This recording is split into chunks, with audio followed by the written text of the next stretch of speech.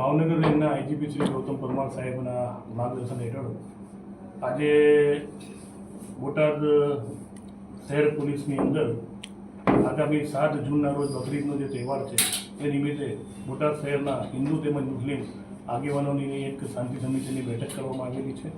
એ બેઠકમાં એસડીપીઓ શ્રી બોટાદ તેમજ SC/ST DYSP Shri પણ હાજર હતા। એ મિટિંગની અંદર જે હિન્દુ અને મુસ્લિમ બંને કોમના જે આગેવાનો છે એમને સૂચનો કરવામાં આવેલા છે અને એમના સૂચનો પણ ધ્યાને લેવામાં આવેલા છે અને આગામી જે 7 તારીખે તહેવાર છે શાંતિમય પસાર થાય એનું એક આયોજન સરસ રીતે કરવામાં આવેલું છે। હાલમાં બોટાદ જિલ્લા પોલીસ દ્વારા એક ફ્લેગ માર્ચનું પણ આયોજન કરવામાં આવેલું છે અને સાથે સાથે રાણપુર અને ગરડા વિસ્તારમાં પણ LCB અને SOGના અધિકારી તેમજ લોકલ અધિકારી મારફતે એક ફ્લેગ માર્ચનું આયોજન કરવામાં આવેલ છે।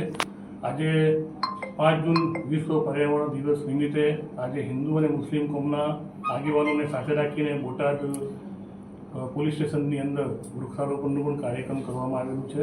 સાથે સાથે નો પ્લાસ્ટિક અને પ્લાસ્ટિક બાબતે પ્લાસ્ટિકનો ઉપયોગ નહીં કરવા બાબતે પબ્લિકની અંદર એક જાગૃતતા આવે એ અનુસંધાને અમારા વિવિધ ટ્રાફિક પોઈન્ટો પર પેમ્પલેટનું વિતરણ કરવામાં આવ્યું છે અને બેનર સાથે લોકોમાં જાગૃતતા આવે એવા કાર્યક્રમ કરવામાં આવેલા છે।